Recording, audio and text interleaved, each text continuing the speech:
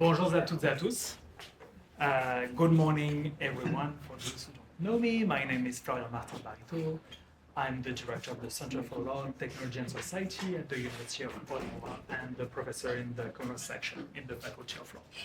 I'm delighted to have you with us today for a new event of CLTS, featuring a friend of us and collaborator of us, Professor Jonathan Penney, who is the associate professor at Osgood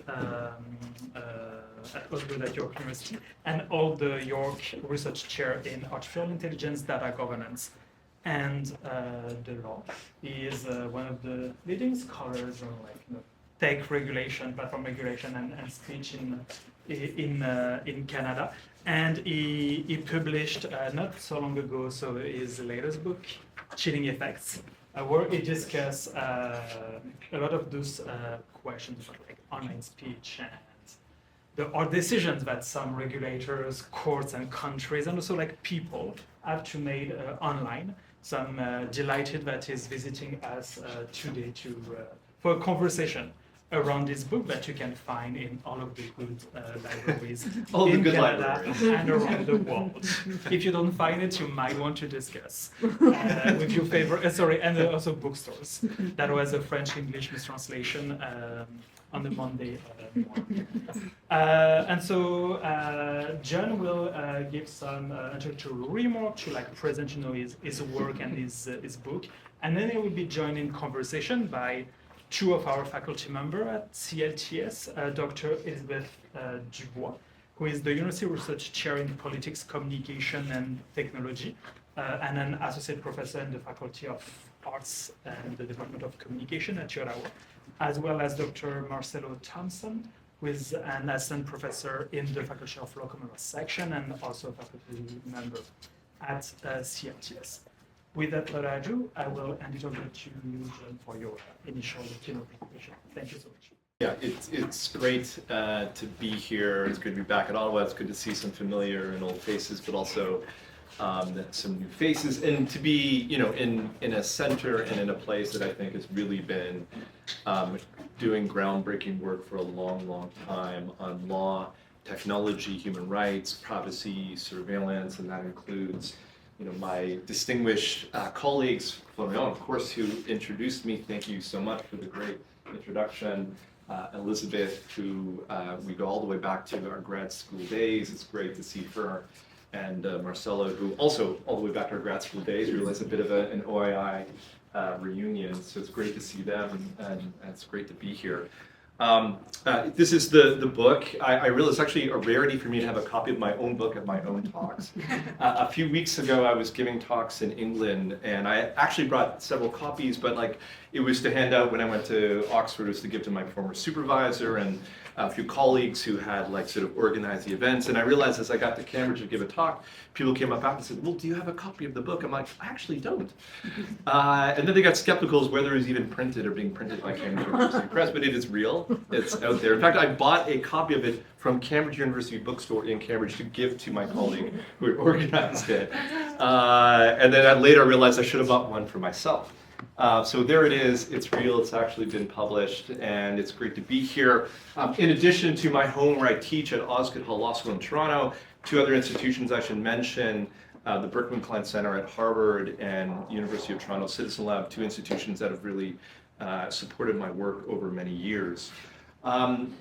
So the concept I'm going to be talking to you about, which I'm sure you've heard about, read about in some context today, tomorrow, in the past, is this notion of chilling effects. And essentially the way I define or understand the concept is simply the way you might understand it itself. So chilling effects is a cooling, a discouraging, a repressive impact that certain threats like threats of surveillance, personal threats like threats of violence, or the threat of legal prosecution, or legal threats coming from companies. How these kinds of threats can have a chilling or discouraging effect on our behavior, including discouraging us from exercising our fundamental rights and freedoms. And the argument that I'm going to make to you today, and the one I make in the book, is that we're not ready for the challenge that faces us today. That these kinds of threats are increasingly being weaponized against us by governments, companies, and extremist actors to chill, repress, and manipulate us. Because the way in which we think about this challenge is deeply flawed, and I'm going to make that argument to you today. But also what I advance in the book is a new understanding of the concept, how we can think more clearly and provide a roadmap for responding effectively in law and policy. Now, why did I write this book? Why does this topic matter today?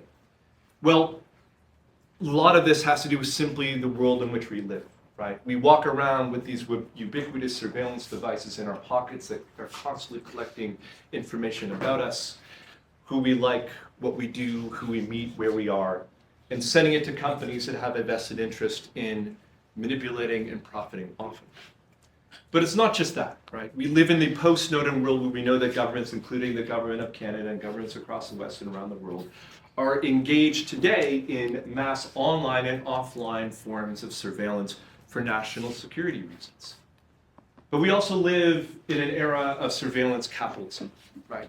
Where companies like Cambridge Analytica steal literally personal information about us and do so to manipulate and profit off of us, and also having a clear chilling effect on our behavior. I'll talk about some of that evidence later.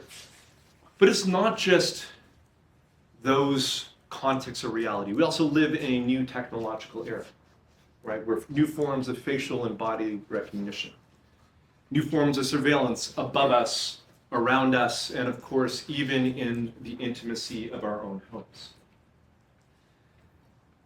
We live in a world where these technologies enable companies like Clearview AI, which the New York Times reported in 2017, may be the company that ends privacy itself. And it's not just an American phenomenon. We know that when the New York Times reported on Clearview AI, it already had business contracts with the RCMP and other law enforcement in Canada. It wasn't until that exposure that led to the ceasing of the services later on. Clearview AI, a company that trained its machine learning algorithm and its facial recognition technology on billions of stolen facial images.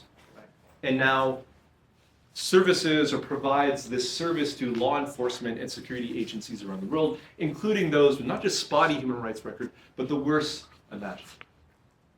But it's not just companies and governments, it's also abusers and extremist actors.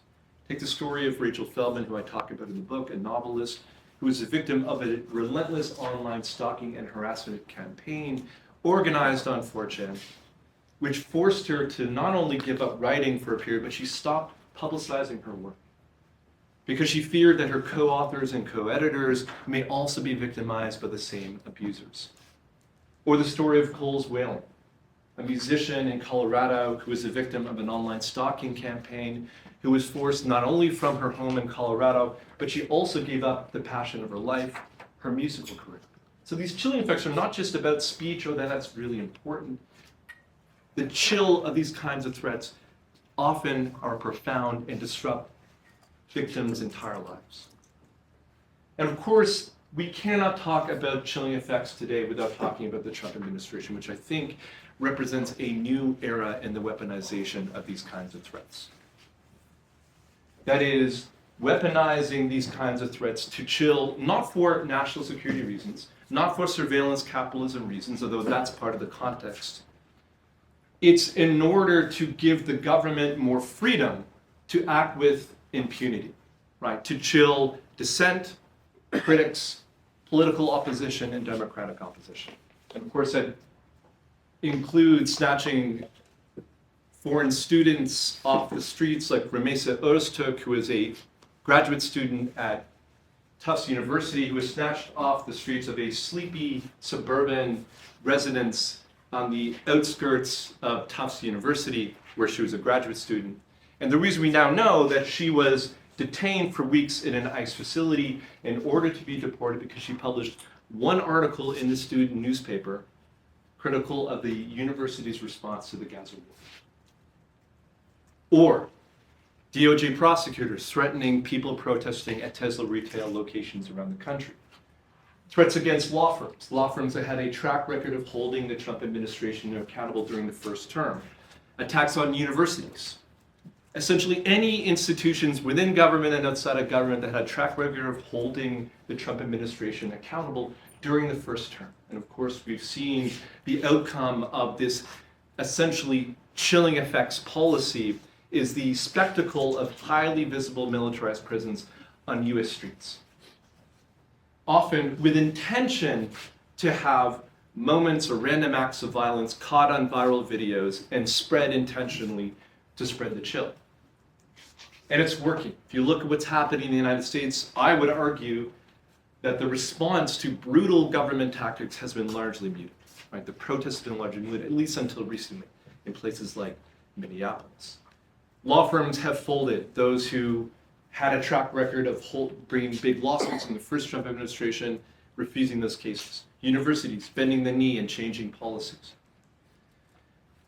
Probably some of you are familiar with Adam Serwer's famous essay from the first Trump administration where he said the cruelty is the point. The argument I've been making about the second Trump administration, if there's a consistent government philosophy, it's chilling effects. To repress opposition so the government can essentially act with more freedom and impunity. Now you might be saying, well, that's the United States. We're safe up here in Canada, right? We've got nothing to worry about. Of course, we know that within Canada we have a growing far-right movement that's increasingly influential in government, and we have a potential next leader of the Conservative Party of Canada who is, I would argue, more than building connections and inroads with that movement. You have the government of Canada itself who is expanding its own legal and surveillance powers across a number of bills. Bill C-5, Bill C-2, Bill C-12, Bill C-8, Bill C-9 all have elements in it that include expansion of surveillance, including utilizing private sector companies and private sector surveillance capacity. And why does that matter? Because the company that really is at the vanguard of all of what the Trump administration does, in that it represents a unique synthesis of state and technology power, is Palantir. And that's Peter Thiel, one of the early supporters of the Trump administration. You might be surprised to know that the Defense Department in Canada has a $14 million contract with Palantir. But the connections are not just that. Sort of the golden child of AI within Canada, Cohere, the one that's essentially being tapped by the government of Canada to lead the government's own AI efforts and integrating its software and its capacity within government and all of its processes. Cohere has a large and rich relationship with Palantir. In fact, in 2024, at a conference in the United States, a Cohere representative talked about how Cohere served Palantir clients using its technology. But it's not just that, right? Intelligence agencies in Canada are deepening their own relationships with private sector companies. And you see a similar synthesis of state power and tech power and private power that you see in the United States. And we're not ready for this challenge. Because the way we've been thinking about chilling effects is in what I call the conventional understanding. Right? So what is the conventional understanding of chilling effects? We can blame lawyers, in particular American lawyers, a bit for this, because conventional understanding really comes to us from American First Amendment law. In a series of cases in the post-war period during the McCarthy era, the US Supreme Court invoked the concept to strike down a series of overreaching McCarthy-era statutes that on their face targeted supposed communists, right? And the government used these often to target and victimize left-wing groups, labor opposition, trade associations, progressive groups. Right? And the Supreme Court, a progressive Supreme Court, used this concept to strike it down. The problem is that that concept has stayed with us. And it's too narrow, too legalistic, and has an actual flimsy empirical basis. And that's led to skepticism amongst judges, amongst lawyers, amongst public policy advocates, and including amongst researchers. It also, as part of that skepticism, has very little explanatory power.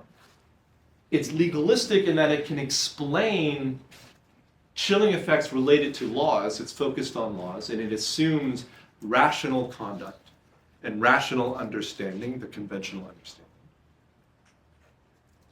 But it cannot explain surveillance chilling effects. It cannot explain other kinds of chill, like the chill of personal threats.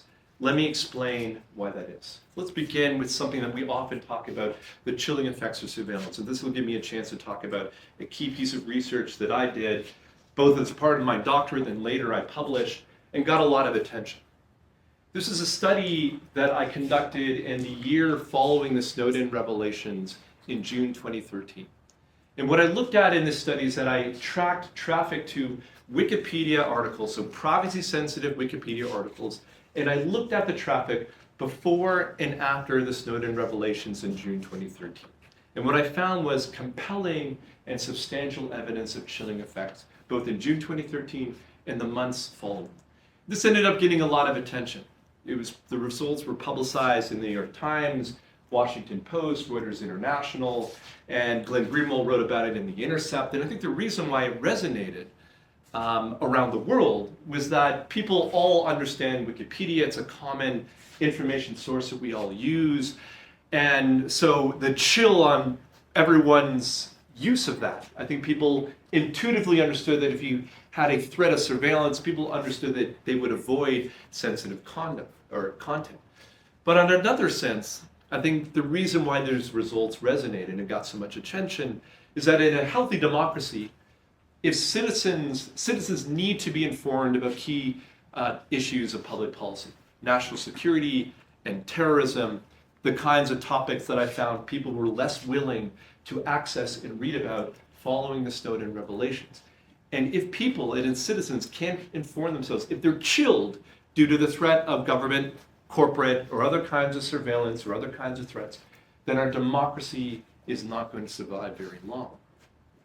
So let me show you some of the results in this study. So what you're looking at are the results, how I plotted this. And on the bottom, along the x-axis at the bottom, the 32 represents the 32 months in the study.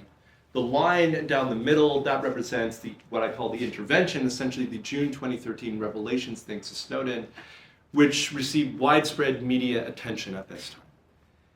And when you see these dots and the trend line, this is essentially the trend line for the aggregate views in the privacy-sensitive articles before and after the Snowden revelations. Now, to understand the size of this data set and the number of Wikipedia users that are captured, the views captured in this data set were upwards 80 million. So a lot of people are represented in this data set. And what you see here is that in the months leading up to June 2013, more and more people were reading these articles leading up to June 2013. And then, over the course of June 2013, there is a 25% statistically significant drop-off in views over the month. Now, when I hypothesized a chilling effect, this is what I predicted. I thought there might be a drop-off in June 2013 when you had the most intensive coverage of the revelations. People read about it and say, you know what, maybe I'll avoid some sensitive stuff online now that I know the government is watching what we're doing and collecting data about it. What I wasn't expecting is what you see following June 2013, the months thereafter. That in every single month, there was a clear trend reversal before June 2013 to every single month, fewer and fewer and fewer views. And I think that represents a rollout of information awareness about the Snowden revelations. So as more people learn about the government surveillance revelations, fewer people are watching. Now, I wouldn't expect those views to go to zero. I continued collecting data until August 2014. At that point, my then supervisor said, okay, time to stop collecting data, time to start writing. I wouldn't expect the views to go already to zero, but eventually maybe normalize. But what this clearly shows is a long-term chilling effect. Often amongst researchers, we assume that there'd be a normalizing effect. We'd learn about chill, people would say, well, that's scary, and then they just go about their regular daily life. and then the new surveillance revelations are normalized. What my research shows is that that's not true. People are chilled, I think, consciously and subconsciously, and I'll come back to that in a moment. Now, you might be saying, well, maybe you're just picking up overall trends in Wikipedia. So what I did was I looked at comparator groups. I looked at security articles and infrastructure articles, and none of them had an impact. Infrastructure articles, no impact. Popular articles over the same period, no impact from the Snowden revelations. Now, as I was interpreting these results, I found that conventional understanding of chilling effects simply could not explain them. There was no legal threat here. This was not illegal content. And there was no cases of government leaking this information, creating privacy risks or harms. So I found that conventional understanding really couldn't explain these results. Instead, I had to look to social psychology to understand the chilling effects of surveillance that I saw in the Wikipedia results. And that led me to some really interesting bodies of literature, often that lawyers and judges and public policy analysts ignore. But social scientists do a lot of research on. And one is this really interesting body of literature called the watching eye effect. Anyone familiar with this literature?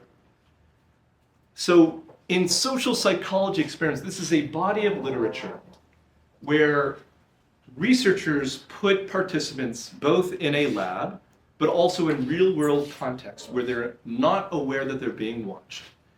And what they do is they place a set of eyes, artificial pair of eyes, near where the participants are conducting the game or the task, or in a context where they're unaware they're in an experiment, like in the famous Newcastle coffee room experiment here.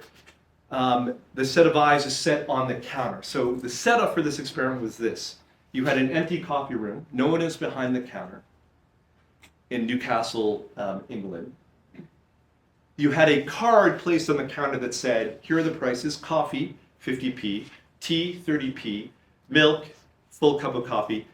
There was no one behind the counter, but there was a blue tin in the middle.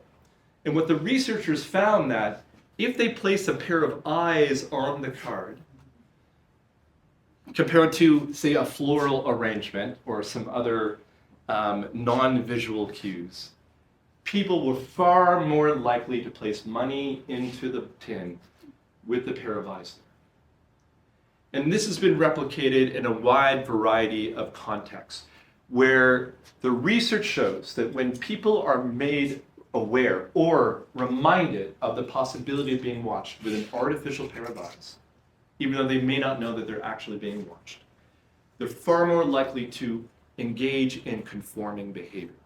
They're far more likely to conform with group norms, less likely to lie, less likely to engage in antisocial behavior, and more likely to be cooperative, less likely to cheat, and work with others within the task or the group.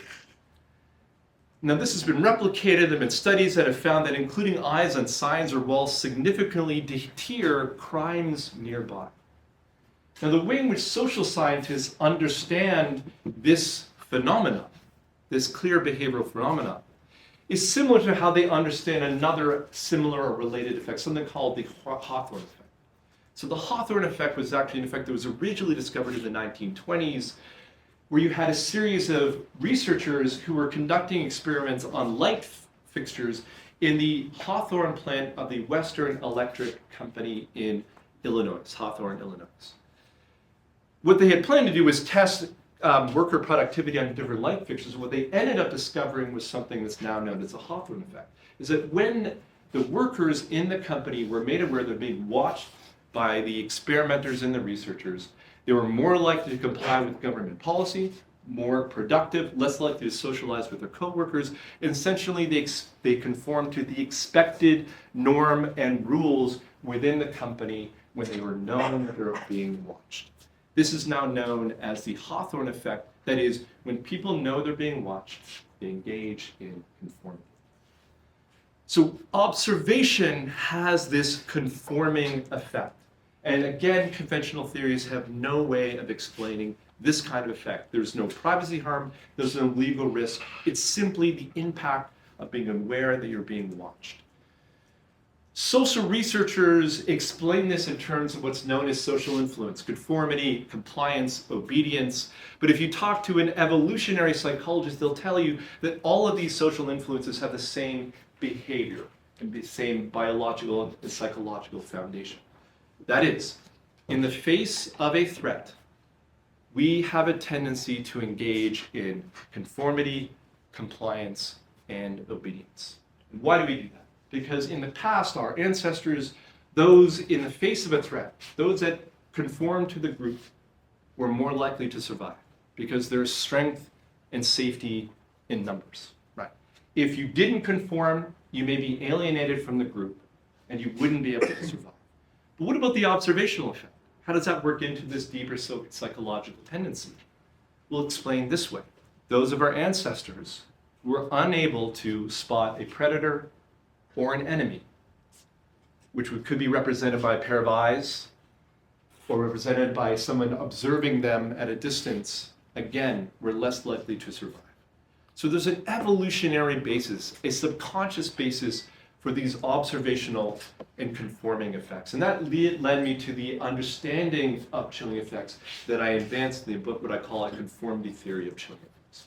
Because what I found was when you get into the research, and you look at the kinds of factors that actually magnify or cause this kind of conforming and complying and behavioral effect. Observation, uncertainty, like the famous experiments conducted by Mustafa Sharif in the early 20th century, where when people within studies were uncertain as to the right answer, they conformed to the group. Also personal threats, among the most conforming kinds of threats, and authority and power. The more powerful the authority, the more conforming, compliant, and obedient the subject matter is. What I found was when I got into those factors, they really mapped well onto the traditional scenarios that we're often concerned about chilling effects and are raising about chilling effect threats today. So observation maps onto surveillance, government, corporate, online stalkers surveilling and watching us. Uncertainty, the uncertainty of vague laws and other kinds of processes can have a chilling effect on our speech and our behavior. Personal threats map on to the kinds of threats that people like Danielle Citron and Marianne Franks write about in the context of online and offline harassment, stalking, and abuse by individuals or even cyber mobs. And of course, authority and power. Often we're talking about big government, big tech, powerful companies that have a lot of authority and a lot of power leading to chill and impact on our behavior. So those conformity factors really, I argue in the book, should be understood as chilling effect factors. Now my argument isn't that chilling effects are simply garden variety conformity. Not at all. In fact, they're qualitatively and quantitatively different. Right? We're talking about laws which have the potential punishment of jail and a significant civil penalty. Or we're talking about surveillance, persistent surveillance by the most powerful entities in society, powerful technology companies and government. Right? This is not simply a few people observing others within a lab. We're talking about qualitatively and quantitatively different threats. My argument is that to understand the public policy challenge, to understand the behavioral impact, we have to look to this important social science research to get it right. So what are the implications of this new understanding that I advance in the book? Well, there's several. One is the impact of these kinds of threats. The conventional understanding, one of its problems is that it's deeply individualistic. It's concerned with how individuals are impacted and their speech and other rights chill. Now that's of course important. Individual rights within our constitutional democracy are critical and important, but we also miss the broader impact. Right? So there's individual effects, its effect on human rights on an individual level. But this understanding also leads us to the broader societal impacts as well. What's different about my theory is that I highlight what I call there's two dimensions to chilling effects. On the conventional understanding, the concern is silence, the ways in which speech and other behavior is repressed and chilled. And of course, that's important. When we lose speech, when we lose activities, that's a loss for individuals and society. But there's a second dimension, to chilling effects. I call it the productive dimension. It produces more conforming speech and behavior. That leads to a broader society that is less dynamic, less innovative, less creative, and far more conforming. But there's also an assumption, too, that greater conformity in society means a more positive, a virtuous, or well-behaved society. Not at all the case. The reality is if the norm of your group is tribalism and extremism, then a threat, a chilling effect threat, is going to increase conformity to that polarizing, tribalistic, extremist norm, leading to greater tribalism, polarization, and extremism within society over time. And I think we're seeing that as well today. Secondly, far more explanatory power. This theory offers us a way to think about and talk about and understanding not just singular legal threats, but a vast array of different kinds of threats causing chill, where we're talking about surveillance, uncertain laws and processes, we're talking personal threats of violence, harassment online and offline, and the impact of large and powerful entities in society. Each of these factors map onto those scenarios, but they can explain a whole lot more. In fact, I have a little chapter in the book on what I call a taxonomy of chilling effects, where I use the theory to explain these impacts in a wide variety of contexts.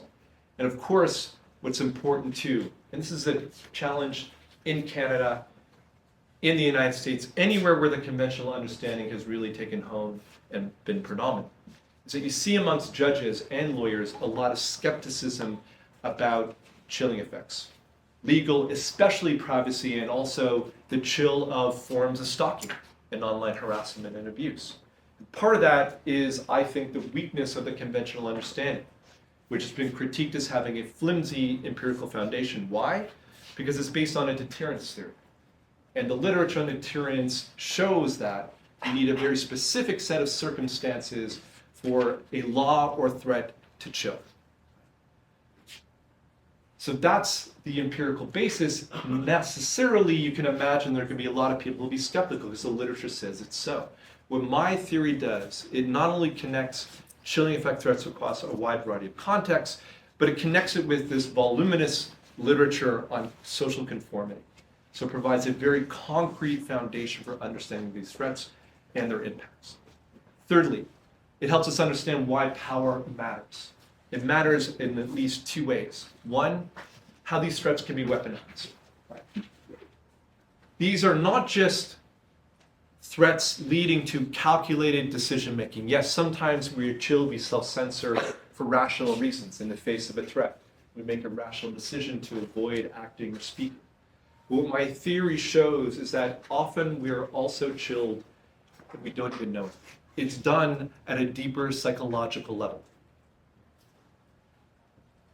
That there's subtle ways in which we might avoid controversy or sensitive content and refuse to inform ourselves at a subconscious level, and we wouldn't even be available. And in that kind of subconscious basis you see in the watching eye experiment, where simply a set of artificial eyes has this conforming effect on participants, and they're not even aware of it.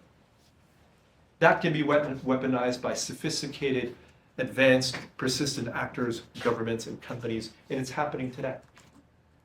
Also, it shows that those powerful entities that can harness resources and use different modes and means of threatening and manipulating and chilling and repressing us also can create more chill in the future. This leads me to my sort of last point of insight to why this all matters, something I call the future of chilling effects and how to stop it. I talk about this concept in the book, a term that I use, superveillance, to refer to a new class of technologies or systems that combine advanced AI with facial recognition technology and highly personalized enforcement, both of the law and of social norms. This is something that China has been experimenting with for a long, long time, but is now being experimented and deployed across the West, in England, in America, and yes, there are retailers in Canada that are also experimenting with this kind of technology. And my argument is that superveillance systems are the next thing, and while there are many threats today, that future is deeply, deeply chilling if we don't change our thinking and don't act now. So how do we stop this future? So first, we need a better understanding. That's what I advance in the book. We need to discard conventional understanding and embrace a broader understanding that connects the law and public policy and research to this voluminous social influence theory and behavioral research we have in the social sciences. Judges, including in Canada, who've been deeply skeptical about these kinds of threats, often don't take judicial notice, create barriers to these kinds of claims within courts. This skepticism really has to end. There is now a growing body of research that documents chilling effects in a wide variety of contexts, and that is separate from the body of social theory and research that I've argued is also part of the landscape that we need to understand these threats. And these claims, the skepticism has to end, and these claims need to be allowed within courts, both on standing grounds and other judiciable grounds. Thirdly, we need comprehensive reforms. And I go a little bit more in depth, and I'll stop here in a moment. I see I'm essentially at time. But my argument is that we need comprehensive reforms. We often talk about the need for data protection laws. In my view, we need chilling effect protection laws. What does that look like? So fortunately, my theory, which offers these different chilling effect factors, observation and surveillance, uncertainty, personal threats and personalization, and authority and power, provide a good roadmap for where we need to go first. Now, I have just a few suggestions here in the book. I have 2 chapters on what we need to do, but this, I think, is a good start. So we need to reduce uncertainty and ambiguity through aggressive government and corporate transparency laws. We need to reduce and constrain, and in many cases prohibit surveillance, both by public and private sector entities. We need to be open to technology bans, including bans on facial recognition technologies. This is something that certain local city contexts have begun in the United States. It's not been adopted at the state or federal level, but often at the local level we see experiments and more openness to concerns about these kinds of threats. We need to limit legal personalization. We need to be concerned about systems like superveillance. And that these kinds of systems, again, should be regulated and curtailed, and their deployment should be prohibited in some contexts where I think the chill can be even more profound, like in the criminal law context where directives or personalized enforcement can lead to deeply chilling directives from law enforcement or from private companies. And lastly, we need to constrain authority and power of government, of companies, of extremist actors. And that's a range of different laws, but one, of course, important for the private sector is far more robust antitrust and competition laws. There's far more in the book that I talk about, but I want to have a conversation. But to me, that's the first steps we need for a far less chilling future. Thanks for coming. A really, really impressive achievement. The book Chilling Effects, on which Jon presented here, is something that I'm going to be relating here in more detail to the contributions it makes, to the very important points it makes. But it's something very unique, I will be noting, for the wide range of different scholarly traditions, different kinds of scholarship in different fields to which it makes contributions. It is a personal pleasure to welcome Jon to the University of Ottawa. As Jon mentioned, our connection goes back a long way. I met Jon for the first time during the human rights. Jon was one of the conveners of the human rights discussion group at Oxford, and I was presenting a paper at the time in which was a work I had developed as a student here at the University of Ottawa, supervised by Elizabeth Judge, which later became a paper at one of our journals here. And so that was the first time. It's been Don't mention the year, it'll really date us. Then we went on to do our doctorates in the same place. So it's a great happiness to see you thriving, to see your work being recognized, right? And to welcome here to the university. And I would also like to thank Jon for finding the time for being with us. Jon has been presenting the book in a wide variety of venues, law schools in the US, right? And around the world. So it's an honor and a privilege to have you here with us. So it falls upon us, right, myself and Elizabeth, now to engage with the book, and I'll try to raise some reflections and some provocations as well. First, I would like to highlight the merits of Jon's book. It's a book about theory. It's about the theory of chilling effects. But as you saw here, it is something that doesn't feel like theory. It's engaging in ways that scholarly literature that dwells upon conceptual issues not very often manages to engage an audience in the way the book does. And the book draws on a wide range of fields, and it contributes to all of them. It's not just a book about the legal aspects of chilling effects. And in turn, one of its main contributions is that it turns the idea of chilling effects as a distinctively legal phenomenon on its head. It shows how chilling effects go beyond the legal domain. How they don't reflect just the threat of a legal response, but how they relate to power, right? Being present in a capillary way, right? Within society more broadly, and power flowing not only from state actors, but also from non-state actors, from private actors, from technological platforms. And that is a distinctive contribution to the field, which Jon highlighted right, in the presentation, historically sees chilling effects as embodying a legal threat, the threat of a legal response. The second trait, the second virtue that I'd like to highlight here about the book is the intellectual generosity of the book. The way the book draws on the work of other scholars. Recognizing not only the limitations of the works of other scholars, but also their merits. So Jon engages here with the works of Frederick Schauer, Julie Colvin, Daniel Solov, right? And at the same time, right, that he's pinpointing shortcomings in the works of all those authors. The book is doing that with generosity and with grace, right?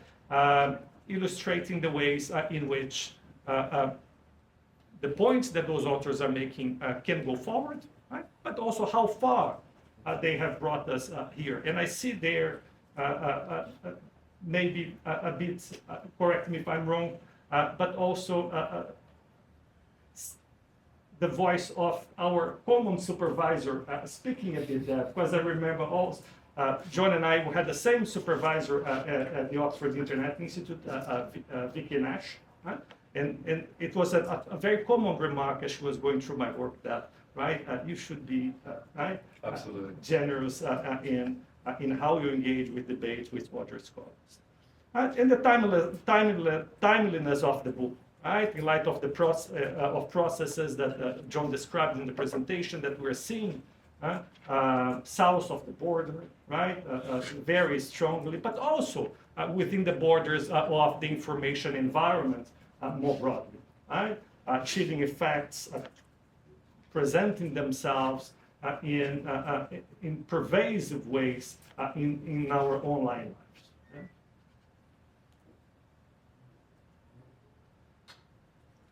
Now, the book specifically, right, recognizes how chilling effects are beyond the phenomenon related to the law, a phenomenon related to power in a broader sense.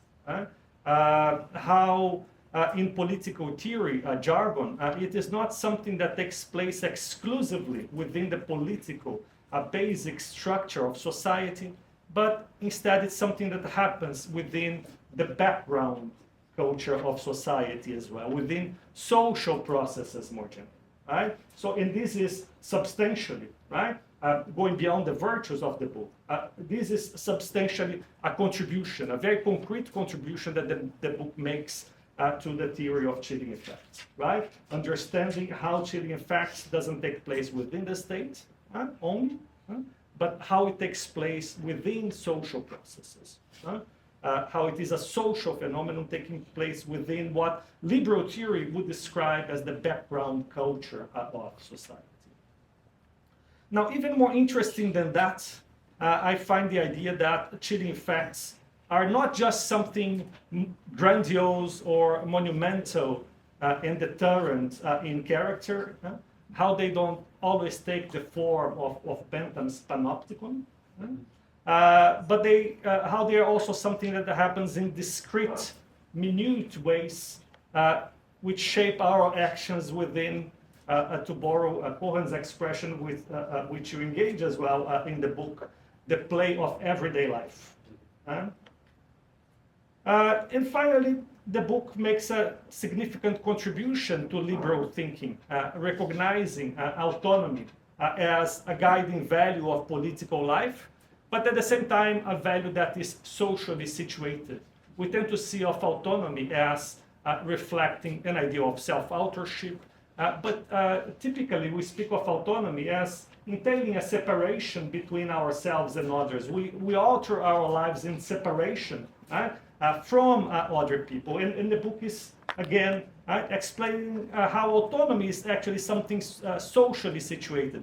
And this is in line with the contribution of works in various domains like privacy, right? And in political theory itself, but the book brings those debates to bear within the specific domain of chilling effects, and does that masterfully. So I would like now to raise a few provocations, and I'll try to do that as generously as Jon does to other scholars. The first is the following: if it is the case that chilling effects occupy a wide range of social spaces, it is also the case that they dialogue with presumably a wide range of values. And these values will include values that traditionally liberal thinking is not very comfortable in dealing with. Liberal theory would understand that the role of the state is to promote the rule of law, would relate to the idea of rights. But here we are dealing with domains which we could call conceptions of the good. We are dealing, for instance, with the moral domain. We can have chilling effects within the moral domain, right? We can have distinctive ways in which we feel threatened in relation to moral issues. And we see that moral questions are reflected in the fabric of the information environment. Moral questions are embedded within large language models, artificial intelligence systems that shape our behavior, that shape our forms of interacting with each other. So my question here is the following. If we democratize, so to say, our understanding of chilling effects in this way, and require a response by the state in domains different from domains that liberal thinking is traditionally comfortable with, don't we in turn invite a presence, right, a greater presence by the state within those domains, within, let's say, the moral domain? And doesn't that in turn increase rather than reduce the prospects of chilling effects now here beyond the legal? So this is one question, right? forms of manipulation that take place within spaces that traditional liberal theory, right, focused on ideas of rights, is not comfortable with.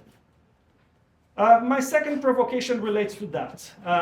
The book at different parts speaks of chilling effects as involving a threat. And this is indeed part of the book's definition of chilling effects. But occasionally it also speaks of manipulation and recognizes that not only forms of coercion, but forms of manipulation encroach upon our personal autonomy. And my question here is the following. We are familiar with Shannon Valor's metaphor of AI as a mirror. AI as something that learns and grows in our image. And in a way, when we relate to AI, when we interact with AI, we see ourselves in the mirror, right? But AI at the same time increases and shapes our image, our self-development.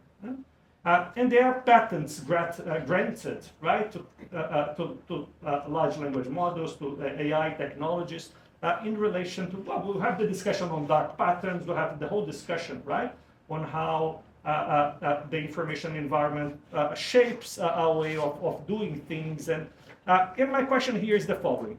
Is this about manipulation exclusively, or are we shaping behavior in accordance with some perception of surveillance? It's about the watching eye, the Hawthorne effect, or is there a more difficult tension to navigate here, right?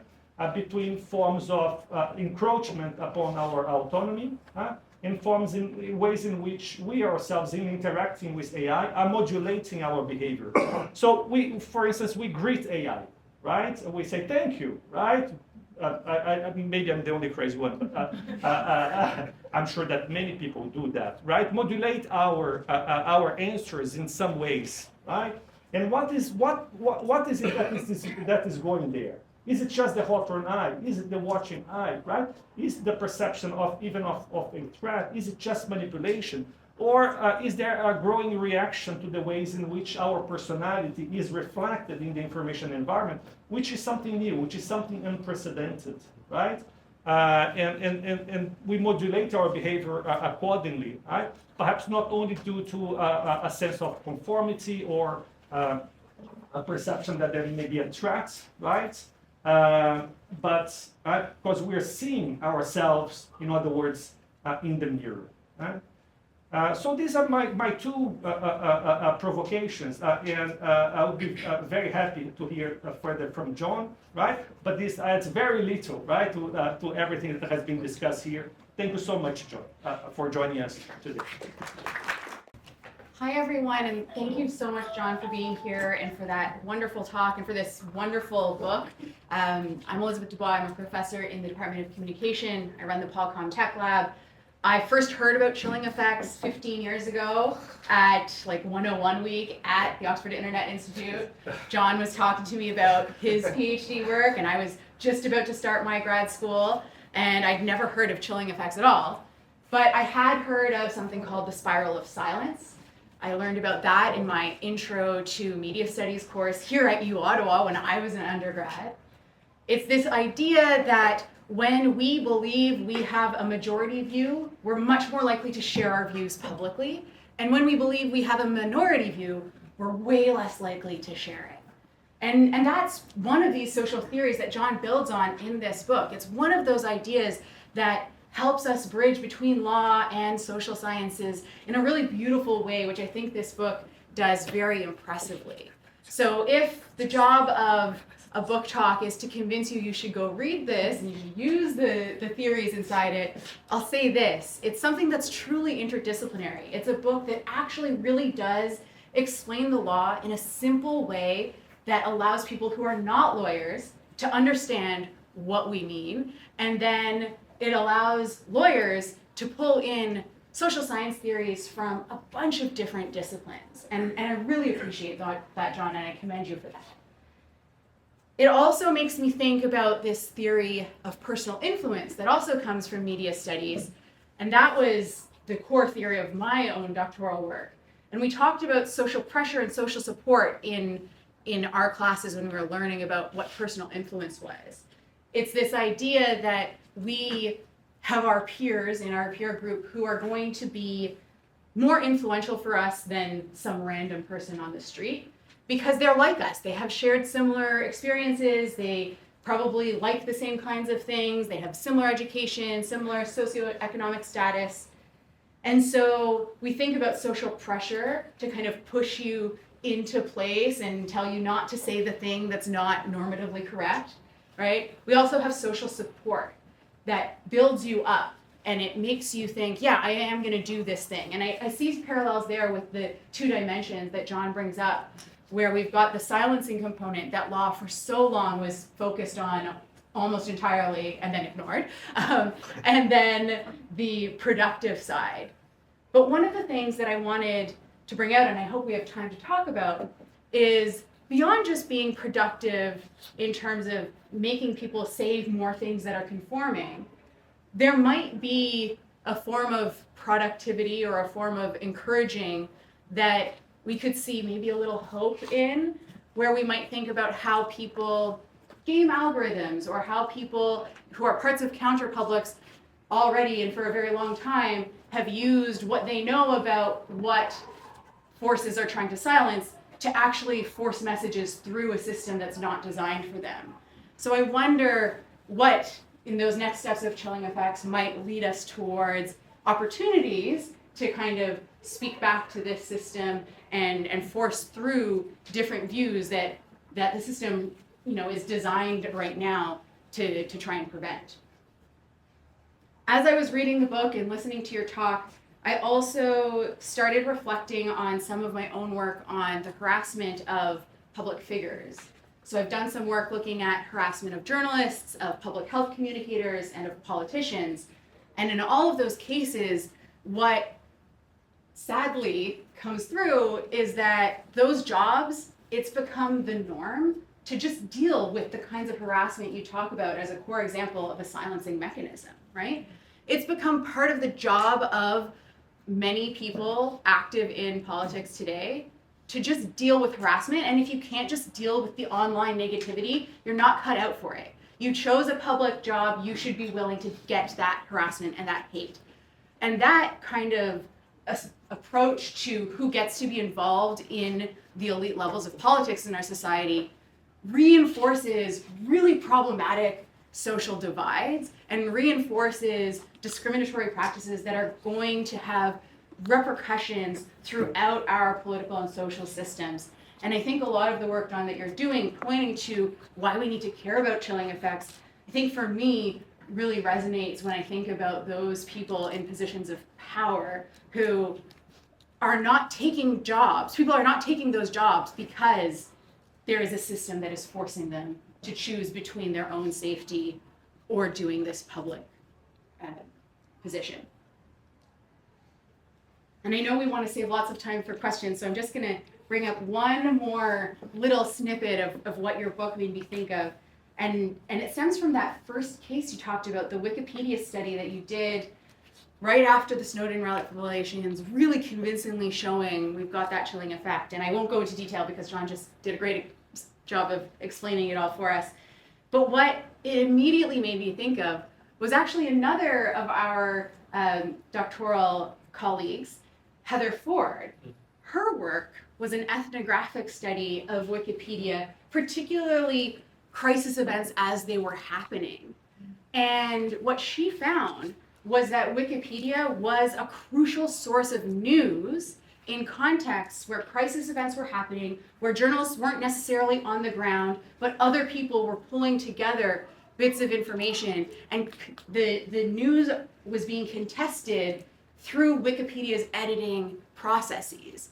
And so what we saw was a kind of news that was only accessible through Wikipedia's infrastructure.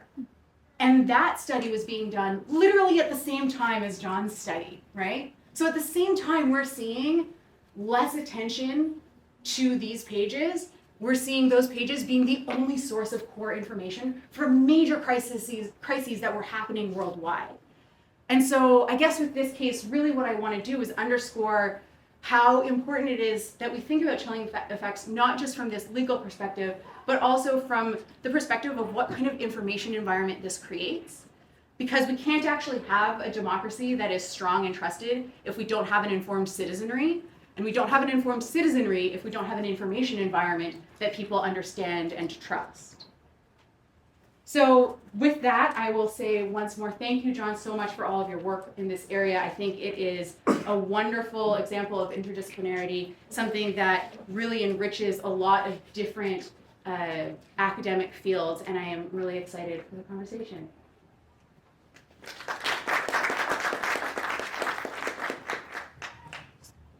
I'll stay here.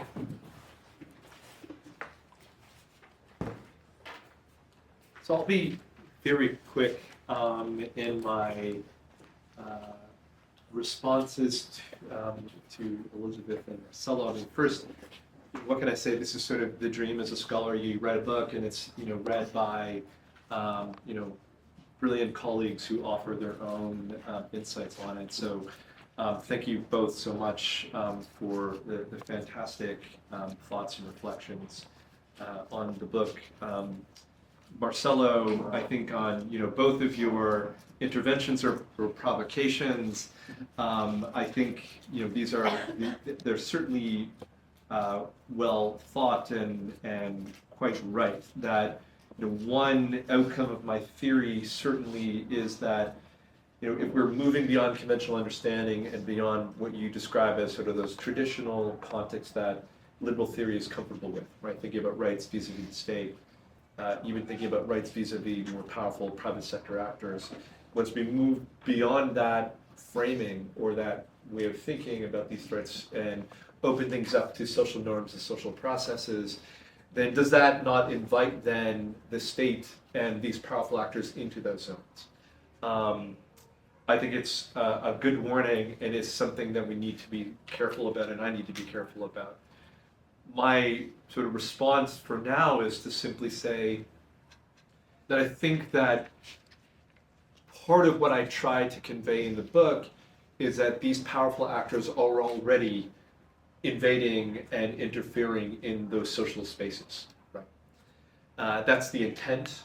I think in the past, it was for national security or public policy reasons, there was a justification for it. For companies, it's increasingly for profit, for surveillance capitalism. But I think what the Trump era represents and these new far-right movements, it's something far more dark. Something darker than surveillance capitalism and national security surveillance.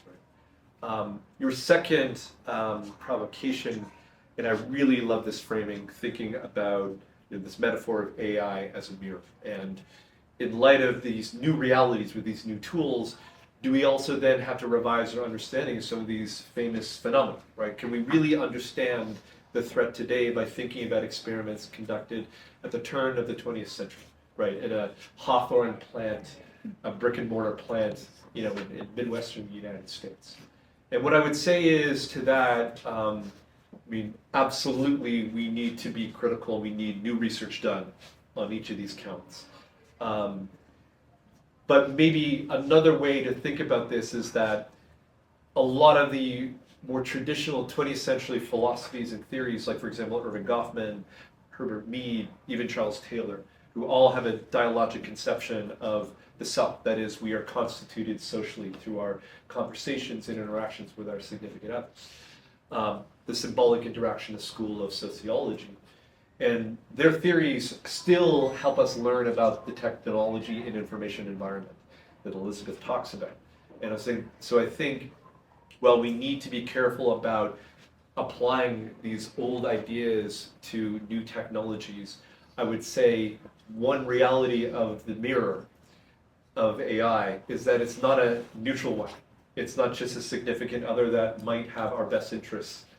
Is that the AI that is mirroring, that we see ourselves in, that we're managing our identities for, is not designed to be neutral. It's designed to manipulate, to profit, and increasingly to repress and manipulate us. Elizabeth and I, like Marcelo, I've learned so much from Marcelo about theory, so I loved his introductions, and I've learned so much from Elizabeth about the very thing she talked about, the information environment, disinformation, and the great work, groundbreaking work she's been doing for many years. On this count, she's quite right that we need to think about environments and systems and how these systems are designed to make certain information more available and others less so. And I think chilling effects are part of the constellation of tools and technologies and social realities that are being weaponized for this very reason.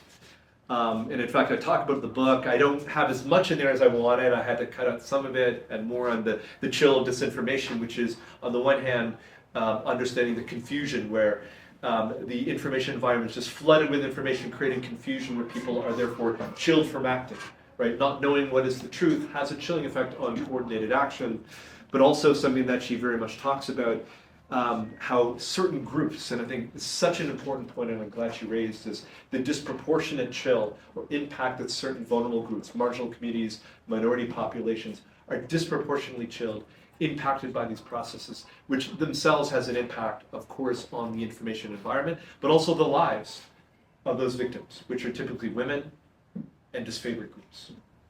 And lastly, of course, the information environment. She's quite right that part of my theory is to open things up, not just the individual, although the individual is not to be lost, of course. Everyone has a story, but understanding the broader societal impacts. And the information environment is a core and critical one within democracy. So really brilliant. Thank you both for those responses. And of course, maybe we open up to the floor, or you guys can respond to. No, Let's have the questions Yeah. from the group.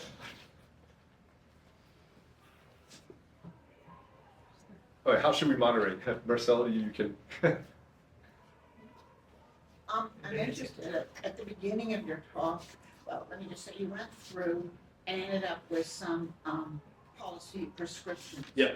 And the appeal of those prescriptions is going to depend on where people are Yeah. in terms of their thinking.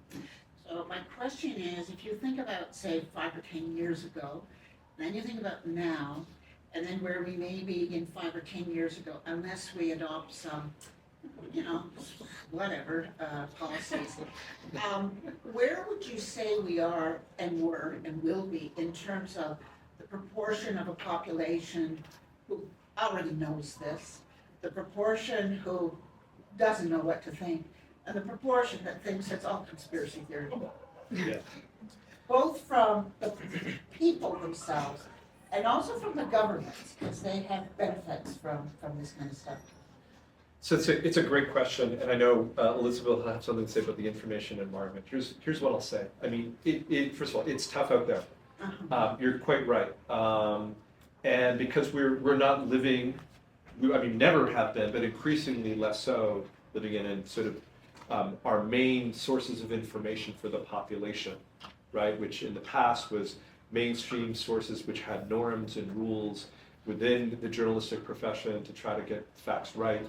And increasingly people are getting their information from platforms and other sources that don't have those interests at stake, or even the health of democracy in its interests, right?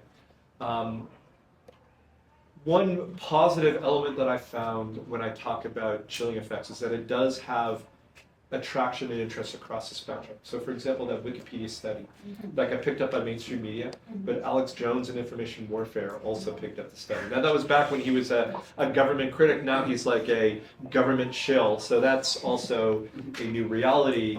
But I can say that I've given talks in different places and people are concerned about this across the political spectrum. I think part of the challenge and the threat of chill is that exactly it has an impact on the voices that are speaking up and therefore on the information environment. And it's only going to get harder from here on out. And part of why we take those policy reforms and constrain it, that's going to clear away all of those elements of manipulation and government or companies putting a thumb on the scale. So then we can open up to more democratic processes, civil society, conversations, the battle or the struggle over norms within our society, where it's not just these powerful actors manipulating and showing us. But I'll leave it there. I know my co-panelists will have something to say. Yeah, I mean, I think the shortest answer is I don't think we should be thinking about like proportions of the wider public because that's not what we have. We have a fragmented environment where there's actually people within different smaller publics, and it's within those that we need to be concerned about, because if there's an entire smaller public that all is conspiracy and is reinforcing themselves, and then there's another one that's all fully convinced that like, yep, I'm on board, this is exactly right, John, we've got it, and those two never talk to each other, we're in a bad spot from a democratic perspective. Absolutely. Great question. Oh, I spoke too much. Let's take one number. Etienne. I thought the discussion was really interesting, so thank you for that.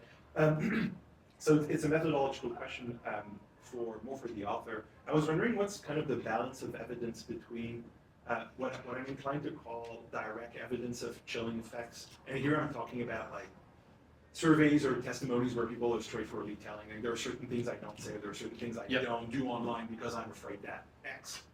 And what I'm inclined to call, I don't know if you'll agree with the framing, like maybe indirect evidence of chilling effects, where you're, thinking about the eyes experiment or other kind of social experiment, and you kind of lead methodologically using that. Almost observational evidence where it's observed. Yeah. It's observed rather than it's sort of anecdotal or expressed. And I guess the question is there a lot of survey or testimonies, or is that kind of stuff hard to find, which explains why you might have to rely more on social psychology and so I would say not at all in this sense, right? There have been scholars, for example, depending on the kinds of threats that you're talking about. So one of the challenges, I remember the landscape when I was first tackling this as a doctoral student, there really wasn't any kind of larger scale studies that had been done on documenting chilling effects, like the chill of surveillance, like the Wikipedia study. Part of why it also got attention was one of the few concrete examples of seeing it in the real world and impacting on people's behavior at scale, at a mass societal level, right? We're talking a lot of people reflected, and that's one sect. But at the time, there were journalists, there were surveys done, there's a lot of qualitative ethnographic work, or even journalists talking to victims who would speak to how they were affected, especially women, when we're talking about online stalking and harassment, who had testified to these kinds of profound chilling effects. But then nevertheless, you had policymakers who were skeptical. Oh, that's just you saying it. These are just someone self-reporting these concerns. But the reality is they're not actually happening out there. Right? In fact, U.S. Supreme Court jurisprudence, part of it's been expressed in standing laws. The U.S. Supreme Court, starting in 1972 and more recently in 2013, where they rejected surveillance-relating chilling effects claims, arguing that they were too subjective and were self-inflicted harms. And that's the U.S. Supreme Court. That's the the conservatives on that court. But I've heard this same articulation from social researchers, from lawyers and judges in Canada in a variety of contexts. So there's a rich body of qualitative work that documents this stuff. And part of what I've tried to do with my work is to complement those testimonials, which are true and accurate and reflected in behavior as well. I know this gentleman had come up and he had asked before, so I thought I should. The difference between surveillance and personal protection. I remember going to a drugstore, a short Asian woman had a body camera. Cross that test, I was okay with it, and I said, hope all is good. She said, all is good. It becomes a blur because the chilling effects in the act of for protection or just surveying everybody around. Analogously, if I go to the Hill and do the peaceful process, should I wear a camera to protect myself in case something comes back to bite me and say, well, so-and-so said you said this, that, whatever. This becomes a bit of a blur because of the chilling effect. I don't know how I can delineate that. That's one point I just want to bring up. Absolutely. So, I think part of the challenge with this is that as these new surveillance technologies become more ubiquitous, right? So Meta is coming out with some new glasses that are far more remember Google Glass, people who were wearing them at parties, and then they're basically like socially shamed from doing so after that. So social norms really playing an important role there in constraining surveillance. It's going to be harder with the new technologies that are coming, where instead it's hard to detect. It's going to look like a normal pair of glasses, but then you have the uncertainty knowing that that tech is out there. This guy's got glasses, is he surveilling me? And then it comes to the AI as a mirror. How do I then manage my identity, knowing that people are recording and then can be sharing online, right? We've created a whole new, social media has created a whole ecosystem with far different norms, like norms of trolling, norms of harassment and abuse, where that kind of disvirtue is actually gets you more views and gets you more money. And the traditional norms within broader society and our social interactions are disfavored in this. And all of that feeds into the chill and impact on how we live our lives, both on an individual, interpersonal level, but in broader society. So you've nailed it. It's part of the challenge. Please join me in thanking again Dr. Penney, Thompson, and Dubois for joining us today for this amazing.